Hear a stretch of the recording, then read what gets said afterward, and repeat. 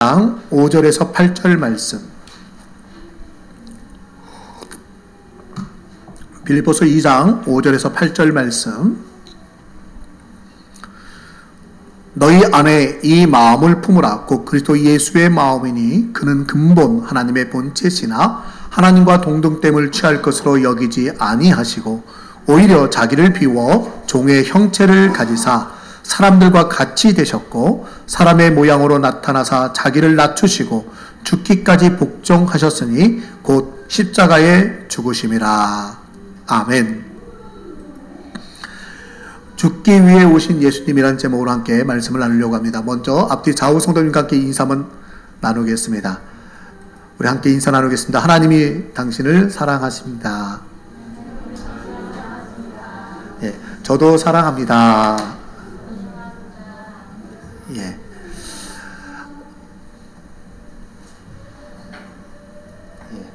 지금 제가 좀 움직이는 이유가요. 갑자기 좀 화면이 사라졌어요. 컴퓨터가 인식을 못하고 있어서 다시 한번 켜는 중이고요. 하나님이 우리 가운데 함께 하시길 원합니다. 저희들이 지금 사순절 기간을 지내고 있습니다. 사순절 기간을 지내고 있는데 이 사순절 기간 동안에 제가 지난주까지는 저희가 행복이란 주제로 말씀을 계속해서 살펴보았어요. 근데 오늘부터 해서 사순절 기간에 맞게 예수님의 일생을 한번 돌아보려고 합니다. 예수님의 일생을 예수님의 탄생에서부터 예수님의 어린 시절, 예수님이 어떻게 사역을 하셨는가, 그리고 마지막 한 주간, 고난주간은 어떻게 보내셨는지, 그리고 고난당하심과 부활, 그것이 어떤 의미가 있는지를 오늘부터 해서 사순절 기간 동안에 살펴보려고 하고, 마지막 부활의 주님을 부활 주일날 함께 살펴보면서 함께 은혜를 나누기를 원합니다. 그러면서 오늘 예수님이 이 땅에 오신 탄생에 대해서 생각해 보려고 합니다. 제목이 죽기 위해 오신 예수님이에요. 한번 여러분에게 이런 질문을 드리면서 시작하려고 합니다. 여러분의 인생의 목적은 무엇입니까? 여러분 무엇을 위해 살고 있습니까? 많은 사람들이요, 성공을 위해서, 인기를 위해서, 자녀를 위해서, 물질을 위해서 삽니다. 잘되기 위해서, 평안하기 위해서, 권력을 누리기 위해서, 명예를 누리기 위해서 살기 원합니다. 어제보다 오늘이 나아지기를 위해서 살기 원하고요. 병에 걸리지 않고 건강하기를 위해서 소망합니다. 여러분의 인생의 목적은 무엇입니까? 어떤 분들은 구체적인 인생의 목적이 있는 분이 있어요. 나는 이것을 꼭 이룰 거다. 나는 이렇게 될 거다. 나는 이런 것을 준비할 거다. 라고 하는 분이 있는가 하면 사실은 많은 분들이요, 목적 없이 살아요. 근데 목적이 있는 게 너무너무 중요합니다. 목적 없는 인생은 향방 없는 것과 같다고 얘기를 해요. 그래서 많은 학자들이 연구를 해요. 그래서 목적을 가지고 산 사람과 목적을 갖지 않는 사람들. 그래서 목적을 글로 써서 남겨놨던 사람들이 10년 후에 인생을 보게 되면 그 목적에 근접해 있는 삶을 살고 있고요. 목적을 기록하지 못해보고 목적을 말해보지 못한 사람은요, 10년 후 또는 20년 후의 삶을 보면 그저 그런 사람, 그냥 평범한 삶을 살고 있더라는 겁니다. 그걸 가지고 같이 판단할 수는 없을 거예요.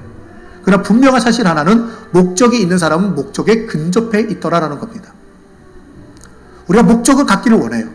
근데 목적이 없다, 인생에 목적이 없다라고 말을 하더라도 이런 목적을 가진 사람은 없을 겁니다.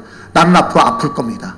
아픈 게 내 목적입니다. 나는 가난해지는 게 목적입니다. 나는 다른 사람한테 책망받고, 나는 핀잔받고, 나는 무시당하는 게 내 인생의 목적입니다.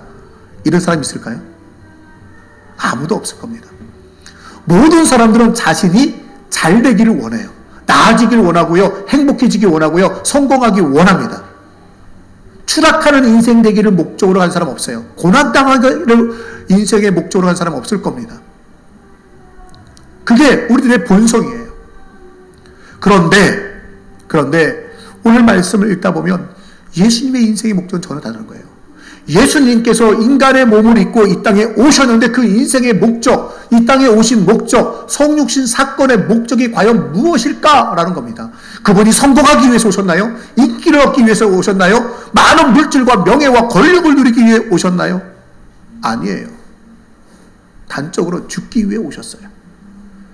오늘 예수님이 이 땅에 오신 목적을 오늘 본문 말씀을 통해서 세 가지로 살펴보려고 하는데요. 첫 번째는 죽기 위해 오신 예수님이 첫 번째 섬기기 위해 오셨다라는 겁니다. 오늘 본문 6절에 보니까 그는 근본 하나님의 본체시나, 그는 근본 하나님의 본체래요. 본질적으로 보면 그분은 하나님이셔요. 성자 하나님이셔요. 성자 하나님이 인간의 몸을 입고 이 땅에 오셨다는 거예요.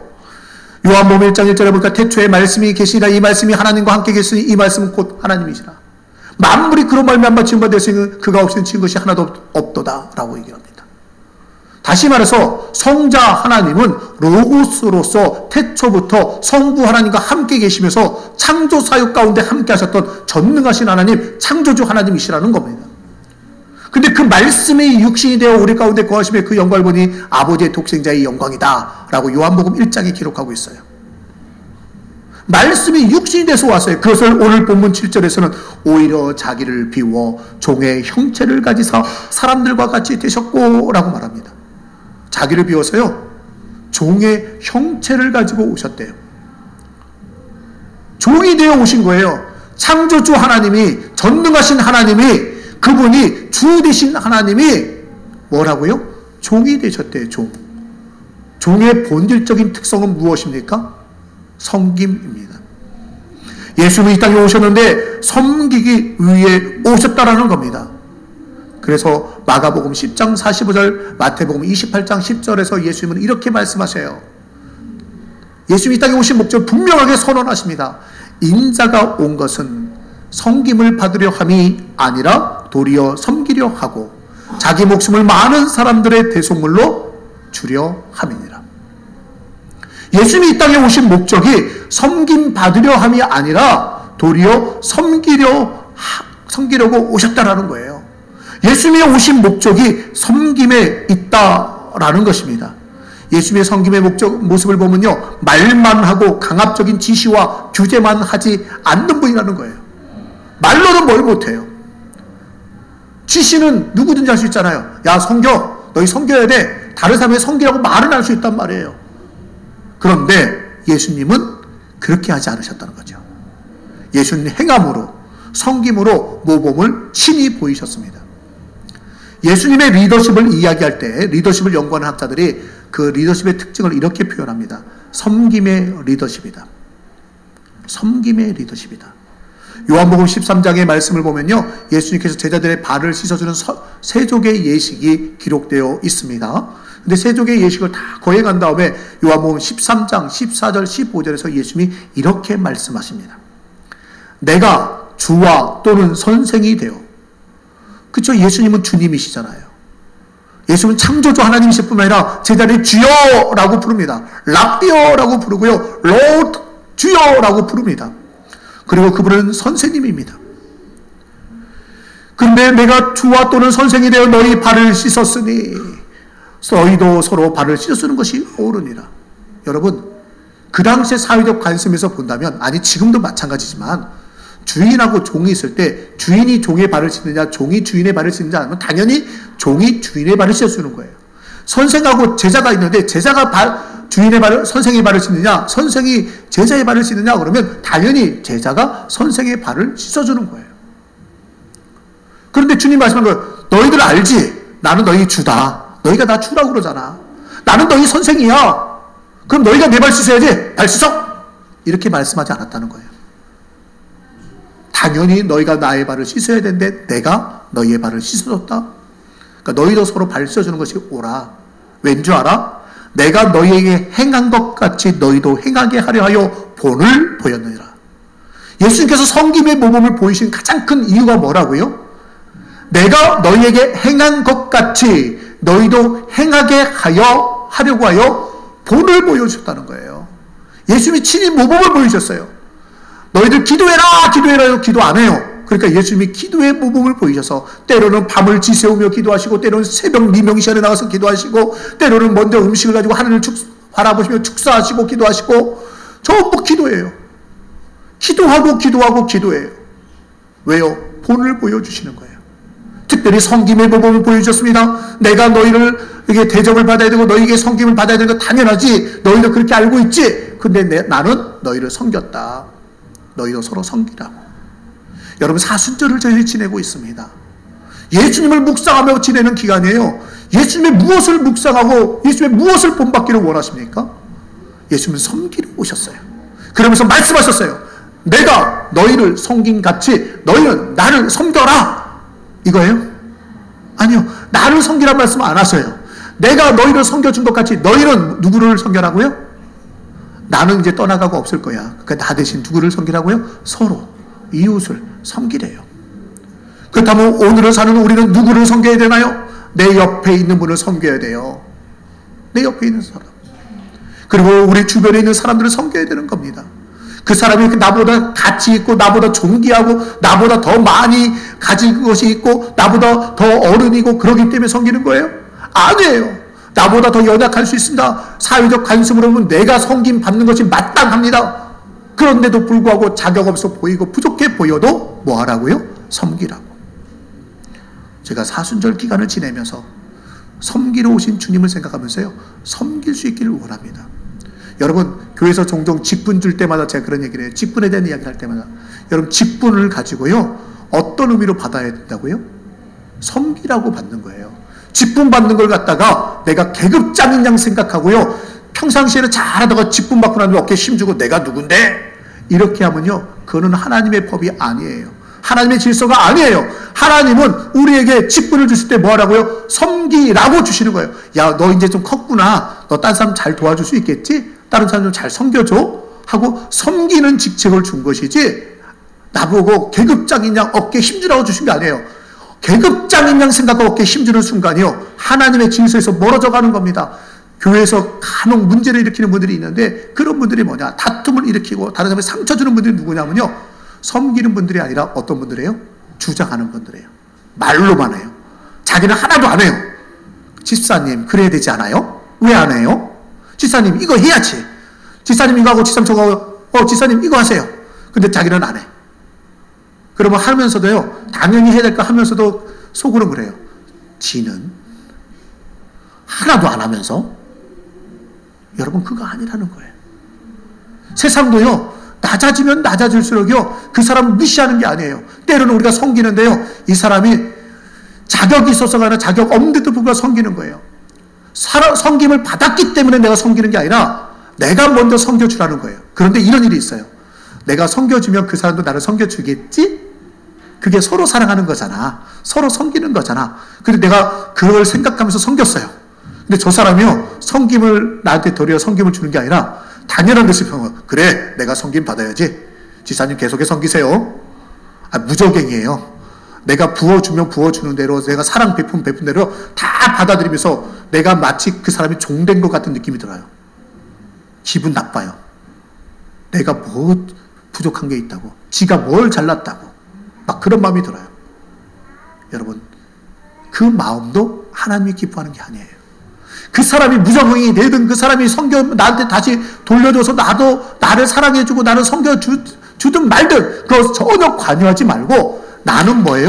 그냥 섬기는 거예요. 주님이 우리를 섬겨주실 때 우리가 주님을 섬겨주기를 기대하셨나요? 내가 너희를 섬긴 같이 너희는 나를 섬겨야 된다라고 말씀하셨나요? 아니에요. 그냥 흘러만 가는 거지 역류해서 올라가는 게 아니에요. 하나님의 사랑은 내리사랑이에요. 내가 자녀를 사랑하고 섬겼습니다. 근데 자녀들이요, 내 마음에 안 들고, 야, 너희들 왜 나 섬겨? 라고 말하는 게 아니라는 거예요. 우리가 하나님의 사랑을 하면요, 그냥 사랑하는 자녀로 생각해 주면 돼요. 이웃 성도들, 내 함께 신앙생활 성도들 사랑으로 섬겨주면 되는 거예요. 그게 하나님이 우리에게 찾아오신 이유, 예수님을 보내주신 이유입니다. 저와 여러분이 사순절 기간을 지내시면서 섬김의 모범을 보여준 주님 앞에서 섬기며 살 수 있기를 주님의 이름으로 축원합니다. 예수님이 이 땅에 죽기 위해 오셨는데 두 번째 목적이요, 죽기 위해 오시면서 그 과정 속에 뭐 했냐면 하나님의 뜻에 복종하기 위해 오셨어요. 8절에 사람의 모양으로 나타나사 자기를 낮추시고 죽기까지 복종하셨대요. 사람의 모양이 된 건 종이 되는 모습이에요. 종으로 오셨는데, 그런데 어떻게 했다고요? 죽기까지 복종하셨대요. 복종하였다는 말은 뭐냐면 그 복종해야 될 뜻이 있는 거예요. 명령이 있는 거예요. 누군가 뭔가 지시를 했어요. 누군가의 뜻이 있어요. 그 뜻에 내가 복종하는데 언제까지 복종했다고요? 죽기까지 복종했어요. 예수님은요, 내 목숨을 다 바쳐서라도 내가 그 뜻에 복종하겠습니다 라고 한 거예요. 실제 또한 그렇게 사셨습니다. 곧 십자가에 죽으심이라. 예수님은 당신의 생명을 내어주는 그 순간까지도 복종하는 삶을 살았어요. 마태복음 26장 39절에 겟세마네 동산에서 예수님의 마지막 기도예요. 조금 나가서 얼굴을 땅에 대시고 엎드려 기도하여 이르시되 내 아버지여 만일 할 만하시거든 이 잔을 내게서 지나가게 하옵소서. 그러나 나의 원대로 마옵시고 아버지의 원대로 하옵소서. 내 원대로 하지 마옵시고. 사실 인간의 몸을 입고 계신 예수님, 종의 형체를 가지고 오신 예수님, 이미 모든 것을 모르면 상관이 없는 다 알고 계신 예수님, 얼마나 고통스러운지 알아요. 얼마나 모멸감을 느낄지 알아요. 그러니까 너무너무 힘들어요. 할 만하거든 이 잔이 내게서 지나가게 해달라고. 그런데 그의 기도는 뭐예요? 복종하는 기도예요. 그러나 나의 원대로 마옵시고 아버지의 원대로 하옵소서. 아버지의 원대로 하옵소서. 아버지의 뜻대로 내가 복종할 테니까 아버지 뜻대로 하세요. 뜻대로 하세요. 그 길이 뭐예요? 십자가의 길, 죽음의 길입니다. 주님은 복종하기 위해 오셨어요. 인생의 목적을 이루시는데 죽음의 순간까지도 내 목숨을 내어놓는 자리임에도 불구하고 예수님은 복종하셨습니다. 하나님의 뜻에 복종했어요. 그럼 하나님의 뜻이 무엇일까요? 디모데전서 2장 4절에 보니까 하나님은 모든 사람이 구원을 받으며 진리를 아는 데 이르기를 원하시느니라 라고 말합니다. 뭐가 하나님의 뜻이라고요? 모든 사람이 다 회개하고 구원받는 데 이르기를 원하신다는 거예요. 그게 하나님의 뜻이에요. 모든 사람이 회개하고 구원받는 게 하나님의 뜻이에요. 그것을 이루기 위해서 예수님이 오셨습니다. 예수님이 그것을 위해 오셨습니다. 하나님께 복종하신 성부 하나님께 복종하신 성자 하나님이 뭐 부족했습니까? 그분이 뭐 능력이 없었습니까? 아니에요. 그분도 하나님이시고 그분도 전능자시고 그분도 창조자시고 그분도 모든 것을 알고 계셔요. 그러나 그분은 복종하셨어요. 그렇다면 나는 어떤가? 그렇다면 여러분은 어떻습니까? 우리가 얼마나 하나님의 뜻에 복종하며 살고 있습니까? 내가 예수님보다 뭐가 잘났습니까? 예수님보다 뭘 얼마나 잘하고 있습니까? 얼마나 많이 알고 있습니까? 예수님도 성부 하나님 앞에 복종했는데 죽기까지 복종하면서 요한복음에 보면 나는 성부 하나님이 말씀하지 않은 것은 스스로 그 어떤 것도 말하지 않았대요. 성부 하나님께서 말하지 않으신 대로 나는 스스로 아무것도 하지 않았다라고 말씀하십니다. 왜요? 복종하시기 때문에. 그 하나님이 우리에게도 말씀하는 거예요. 너희도 복종하라라고. 저와 여러분은 하나님의 뜻에 얼마나 복종하고 있습니까? 모든 사람들이 구원받기를 원하는 하나님의 뜻에 우리는 얼마나 복종하고 있습니까? 우리 주변 한번 돌아보시기 바랍니다. 아직도 예수 믿어야 될 사람이 너무나도 많아요. 마음이 점점 강팍해져가지고 교회에 대해서, 기독교에 대해서, 예수에 대해서 반발하는 사람들이 얼마나 많은지 몰라요. 비난하는 사람이 얼마나 많은지 몰라요. 그러나 우리가 쉬지 말아야 될 것은 하나님의 뜻에 복종함입니다. 특별히 사순절 기간을 지내면서요, 저와 여러분 복음 증거하는 일에 힘쓸 수 있기를 원합니다. 금년 2018년을 시작하면서 제 마음에 주신 한 가지 소망이 있습니다. 하나님, 금년은 부흥하는 해가 되게 하소서. 작년, 재작년은요, 개척하고 초기에 이렇게 되면서 부흥이란 기도를 당연히 드려야 됨에도 불구하고 별로 기도를 안 했던 것 같아요. 하나님, 우리 안에 사랑이 충만하게 하소서. 정말 누구에게든 칭찬받는 공동체가 되게 하소서. 그 부분의 기도를 참 많이 했어요. 그러니까 저희가 얼마나 이렇게 화목한지 몰라요. 서로 보면요, 다 한 가족이 정말 화목하고 너무너무 좋아요. 감사해요. 하나님 우리 기도에 응답해 주셨어요. 그런데 금년을 시작하는데 이것만 갖고는 아닌 것 같더라고요. 여기가 좋사오니가 아니에요. 우리만 좋사오니가 아니라 이제는 하나님의 나라가 확장되어져야 돼요. 그래서 부흥의 소망을 주십니다. 저와 여러분 특별히 사순절 기간을 지내면서 하나님의 뜻에 합당하게 주의 복음을 증거하는 그런 사순절 기간 지낼 수 있기를 주님의 이름으로 축원합니다. 주님은 세 번째, 죽기 위해 오셨어요. 십자가에 죽기까지 복종하셨다라고 말씀하셨잖아요. 마가복음 10장 45절 다시 한번 읽어볼까요? 인자가 온 것은 섬김을 받으려 함이 아니라 도리어 섬기려 하고, 그 다음 뭐라고요? 자기 목숨을 많은 사람의 대속물로 주려 함이니라. 많은 사람들에게 대속물로 주려 함이라. 많은 사람이 누구예요? 세상에 있는 모든 사람들이에요. 그 사람들을 대신하여 주시기 위해 오셨다는 겁니다. 대속물은 대신해서 죽어야만 되는 겁니다. 죽기 위해 오셨대요. 미국 북쪽의 선교사들이 예전에 그 북쪽에 올라가면 알래스카 지역이 있죠. 알래스카의 그 에스키모인들에게 선교를 시작할 때 있었던 일화라고 합니다. 그들에게 예수님에 대해서 소개를 해야 되는데 대체 뭐라고 소개될지 모르겠는 거예요. 그래서 예수님을 이렇게 소개했다고 합니다. 예수님은 착한 사냥꾼과 같습니다. 그랬더니 에스키모인들이요, 예수님에 대해서 도무지 받아들이지 않다가 예수님은 착한 사냥꾼과 같습니다라는 말을 듣는 순간에 그들이 마음을 열고 예수를 영접하기 시작했답니다. 무슨 얘기냐? 에스키모인들이 북극에서 곰을 사냥할 때, 그 지역에서 곰을 사냥할 때요, 하는 방법이 있다는 거예요. 전통적인 방법이. 곰이 워낙 무섭다 보니까 근접하지 않고서는 안 돼요. 그리고 곰이요, 이게 워낙 맹수다 보니까, 한 번에 급소를 노리지 않고서는 도리어, 당합니다. 근데 곰의 급소는 어디냐면 심장인 거예요. 근데 심장은 항상 네 발로 기어다니니까 심장을 겨누기가 참 쉽지가 않아요. 사냥하러 가면 사냥꾼 한 명이 곰 앞에 가서 곰을 약올립니다. 곰 앞에서 어슬렁거리면서 곰을 화나게 해요. 그러면 곰이 화가 나겠죠. 곰을 화나게 만들면 곰이 화가 나는 순간 어떻게 하죠? 두 발로 앞발을 들고 일어섭니다. 일어서가지고 그 앞에 있는 사냥꾼을 때리려고 하겠죠. 치려고 할 거예요. 그래서 두 앞발을 드는 순간 가슴이 노출되는 거예요. 그때에 다른 사냥꾼들이 창을 던지고 활을 쏴서 심장을 맞추는 겁니다. 화가 나가지고 앞에 있는 사냥꾼을 한 대 얻어 치려고 하는 그 순간에 공격을 당한 곰, 심장을 맞았다고 그 순간 즉사하지 않아요. 즉사하지 않아요. 그러니까 더 화가 나지요. 그래서 그 앞에 있는 사냥꾼, 앞에서 자기 활을 돋군 사냥꾼을 쳐 죽인답니다. 덮치는 거예요. 용케 살아나는 경우도 있지만 죽는 경우도 허다하다는 겁니다. 그러나 심장을 이미 맞은 그 곰은 얼마 지나지 않아서 죽고 맙니다. 그렇게 사냥이 끝나요. 곰을 사냥하기 위해서는요, 한 사람의 희생이 있어야 된다는 거죠. 그 사냥꾼을 그들이 착한 사냥꾼이라고 부른답니다. 그래서 그것을 목격한 선교사들이 예수님은 어떤 분인지 아십니까? 예수님은 착한 사냥꾼과 같은 분입니다.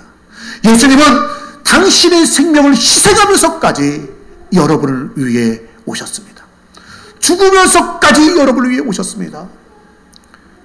그 이야기를 들은 에스키모인들이요, 마음의 문을 열었다는 거예요. 사랑하는 성도 여러분, 예수님은요, 죽기 위해 오셨어요. 안 죽어도 돼. 누가 거기 가서 죽으려고 그럴 거예요. 곰 앞에서 얼짱얼짱 거리다가요, 맞아 죽어요. 내가 죽는데 사냥하는 게 무슨 의미가 있어요. 내가 죽음으로 말미암아 곰을 잡을 수 있다면, 다른 사람이 혜택을 누릴 수 있다면 나는 죽으리라. 착한 사냥꾼.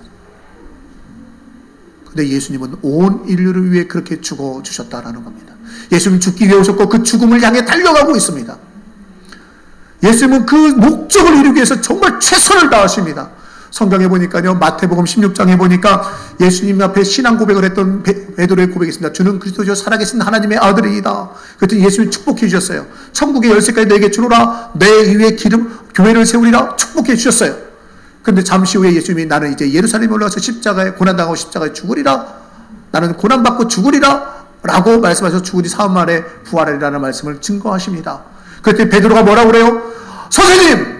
절대로 그런 일이 주님 앞에 일어나지 않을 겁니다. 내가 못하게 막을 겁니다. 그때 주님이 하신 말씀, 예수께서 돌이키시며 베드로에게 이르시되 사탄아 내 뒤로 물러가라. 너는 나를 넘어지게 하는 자로다. 내가 하나님의 일을 생각하지 아니하고 도리어 사람의 일을 생각하는다 하시고, 사랑하는 제자 베드로, 정말 자신을 위해서 인간적으로 정말 최선을 다하는 베드로에게 사탄 말합니다. 왜 사탄이에요? 왜요? 하나님의 일, 하나님의 뜻을 이루는 것을 방해하고 있기 때문이라는 거예요. 예수님은 그 하나님의 뜻을 이루기를 원하십니다. 너 사람의 일 생각하지 마. 인간적으로 그게 최선이지. 그런데 하나님은 그게 최선이 아니야. 하나님의 뜻은 딴 데 있단 말이야. 왜 뜻을 막어? 왜 하나님의 뜻을 막니? 라고 하는 거예요.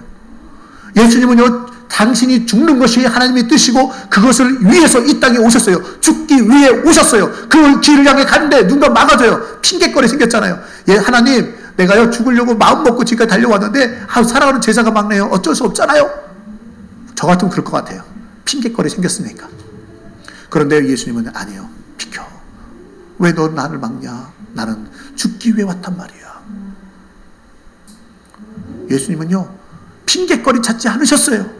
심지어는 마태복음 27장 14절과 12절 14를 보면요 대제사장에게 말하고 빌라도에게 하는 말이 있어요. 아니 말이 있는 게 아니라 아예 아무 말 안 하셨어요. 대제사장과 장로들에게 고발을 당하되 아무 대답도 아니하시는지라. 14절 한마디도 대답하지 아니하신 총독이 크게 놀라워하더라. 대제사장 거짓 증인들에 의해서 고발을 받아요. 그런데요 아무 대답도 안 해요. 총독이 거짓 증인들 너를 죽이려고 하는데 너 어떻게 생각하냐? 아무 대답도 안 해요. 아무 말도 안 해요. 거짓말하는 게 아니라 그냥 침묵하시는 거예요. 나는 거짓말로 지금 저렇게 거짓 증인들에서 나는 지금 무고당하고 있다. 그렇게 말하지 않아요. 왜? 그러면 예수님 살게 되잖아요. 살면 당신의 목적이 성취되지 못하는 거 아니에요? 하나님의 뜻, 당신이 이 땅에 오신 목적을 이루기 위해서요 예수님은 침묵하셔요. 죽기 위해서 침묵하셔요. 죽기 위해서 자기의 무지를 증언하지 않아요. 죽기 위해서. 왜 그럴까요? 왜 예수님 꼭 이렇게까지만 하셔야 됐을까요? 이유는 하나예요. 예수님이 죽으셔야 죄인된 우리가 살 수 있기 때문에, 죄인된 우리가 구원받을 수 있기 때문입니다. 여러분 예수님을 어떻게 생각하십니까? 예수님의 은혜가 너무너무 고맙고 감사하지 않습니까? 예수님의 사랑이 얼마나 감사한지 여러분 느껴지십니까? 나를 위해서 그 길을 피할 수 있음에도 불구하고 끝까지 걸어오신 주님 감사합니다. 사랑합니다. 저와 여러분의 고백되기를 주님의 이름으로 축원합니다. 축원합니다. 그렇다면 예수님을 믿는 우리는 어떻게 살아야 될 것인가 라는 거예요. 간단해요. 믿기만 하면 됩니다. 믿기만 하면 돼요. 철학자 파스칼은 이렇게 얘기를 합니다. 세상에는 두 종류의 사람이 있다. 자기가 죄인이면서 그것을 알지 못하는 사람, 또 하나는 자기가 죄인인 것을 절실히 깨닫고 있는 사람, 두 종류의 사람이 있다는 거예요. 자기가 죄인이면서 그것을 알지 못하는 사람을 가리켜서 희망이 없는 죄인, 그런데 내가 죄인인 것을 절실히 깨닫고 알고 있는 사람은 희망이 있는 죄인이라는 거예요. 둘 다 죄인이에요. 둘 다 죄인인데 희망이 있느냐 없느냐. 내가 죄인인 것도 모르고 살고 죄인인 것도 고백하지 않고 용서받기를 구하지도 않는 사람은 희망이 없어요. 그 어디에도 용서받을 방법이 없어요. 그러나 죄인임을 깨닫고 정말 절실히 깨닫고 내가 잘못했다는 사람은요 희망이 있다라는 거예요. 회개하지 않는 자와 회개하는 자의 차이입니다. 거듭나지 못한 자, 거듭난 자, 정죄를 당한 자와 사죄를 받은 자, 버림을 당한 자와 사랑을 받는 자, 지옥에 떨어지는 자와 천국에 들어가는 자, 신라곤의 인생과 북라곤의 인생, 왼편에 선 자와 오른편에 선 자, 영벌에 들어갈 자와 영생에 들어갈 자, 그 기준이 여기에 있어요. 믿느냐 믿지 않느냐. 예수님이 십자가를 골고다 언덕에 십자가에 달렸을 때 좌우에 두 명의 강도가 함께 처형을 당합니다. 둘 다 죄인입니다. 공식적인 죄인입니다. 객관적인 죄인입니다. 그런데 그 두 죄인의 인생은 전혀 다른 결과를 맞이합니다. 한 명은 예수님을 조롱했는가 하면 한 명은 그를 고백합니다. 전혀 다른 인생이 됩니다. 지옥으로 떨어지는 인생과 천국으로 올라가는 인생으로 바뀌어졌습니다. 두 여인이 함께 맷돌을 갈다가 한 명은 들림받고 한 명은 그대로 남겨둔다고 했습니다.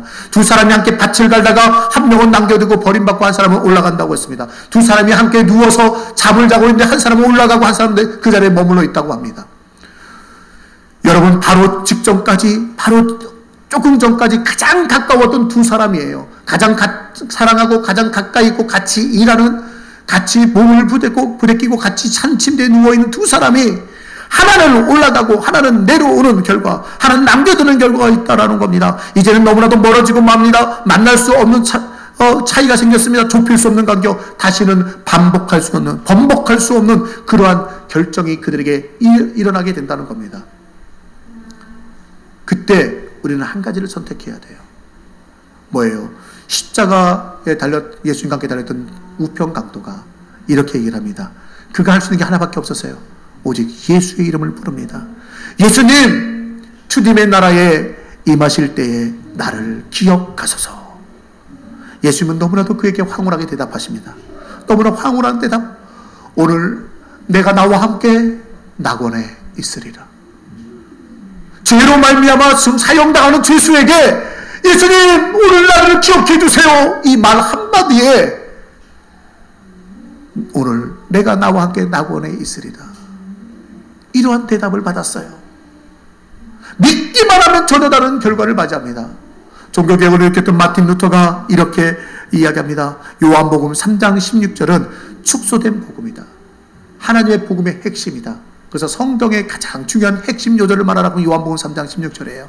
요한복음 3장 16절에는 이 짧은 말씀 속에 최고들만 등장합니다.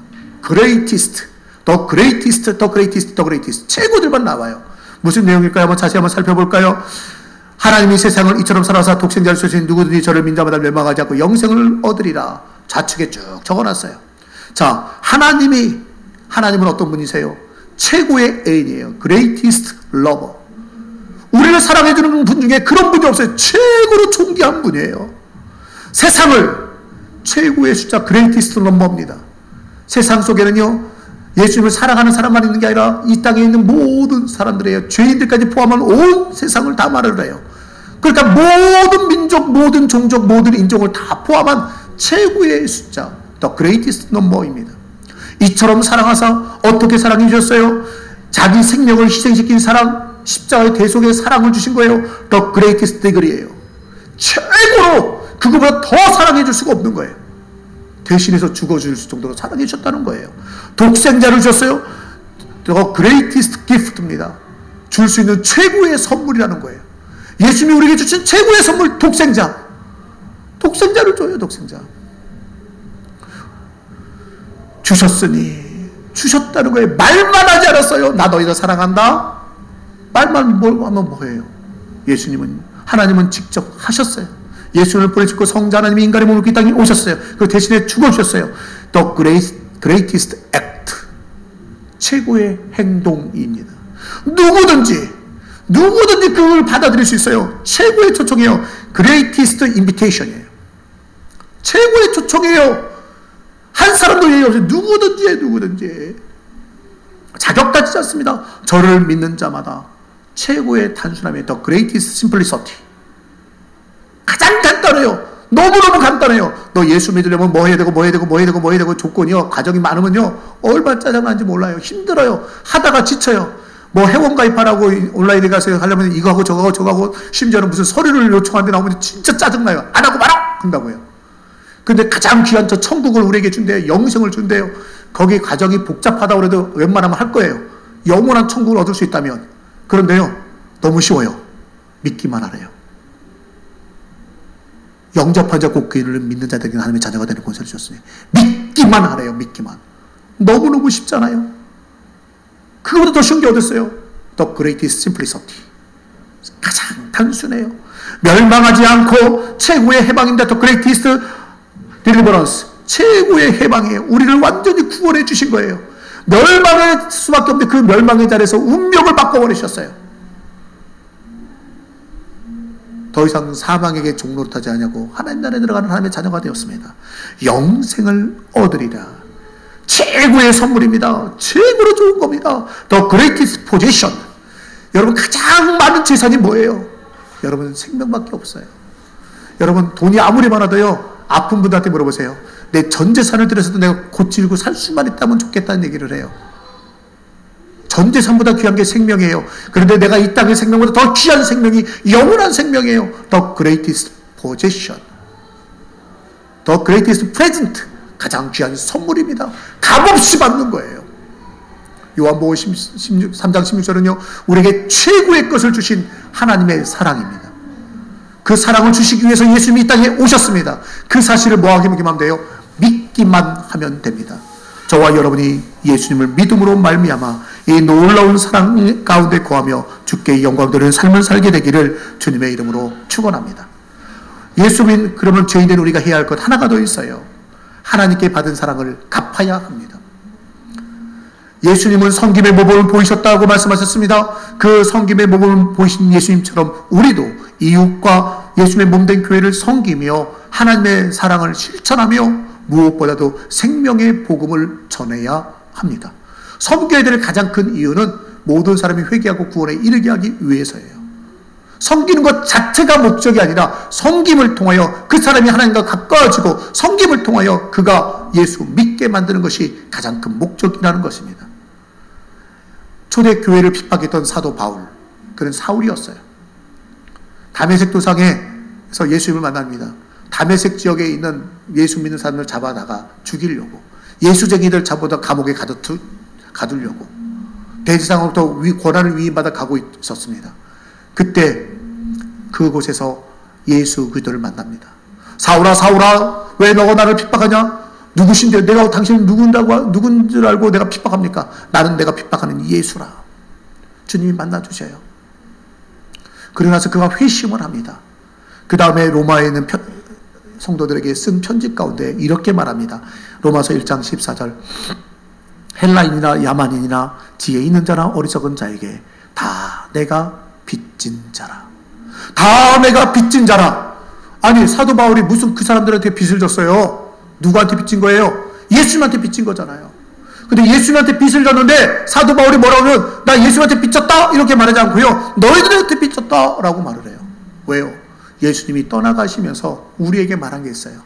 너 나한테 빚졌지? 너 다른 사람에게 갚어. 빚진 자로서 좀 살아. 빚쟁이 좀 살아 라고 말하는 거예요. 로마서 14장 8절, 우리가 살아도 주를 위하여 살고 죽어도 주를 위하여 죽나니 라고 말합니다.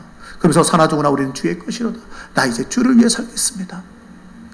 여러분, 1만 달란트 빚진 사람이요, 탕감을 받고 돌아가는 길에 100데나리온 빚진 사람 만나요. 60만 대 1이라고 그랬어요. 몇십억을 탕감받은 사람 가다가 100만 원 빚진 사람 만나요. 그러면 용서해 줘야죠. 우리는 어마어마한 걸 용서받았는데 우리는 예수님으로부터 큰 사랑을 받았어요. 사랑은요, 하나님의 사랑은 내리 사랑입니다. 우리가 받은 것을 다시 하나님께 돌려드려봤자 그거 어떻게 다 갚을 거예요? 우리가 빚진 거 얼마나 그거 다 갚을 수 있겠어요? 어떻게 예수님한테 우리가 다 빚을 다 갚아요? 못 갚아. 그런데 나한테 조금 잘못한 사람, 나한테 상처 주는 사람, 그 사람을 향해서 우리가 그 빚을 갚자는 거예요. 내 주변 사람들한테 그 사랑을 가지고 섬기면서 빚을 갚자라는 겁니다. 여러분, 빚진 자로 사는 게 얼마나 중요한 건지 몰라요. 나는 빚쟁이다라는 의식이 있어야 돼요. 여러분, 빚을 져봤습니까? 빚쟁이입니까? 요즘 빚을 많이 져가지고 유명한 사람이 있어요. 칭찬받고 빚 졌다고 칭찬받는 사람이 있어요. 누구죠? 연예인. 예, 궁상민이라고 불리는 이상민 씨. 아니, 엄청난 돈을 빚을 졌어요. 그런데요, 이 사람이 어떻게 했냐면 그 빚을 그냥 너무 많으니까 나 이제 개인 파산 처리해버리면 그 빚을 자기는 자유해야 돼요, 법적으로.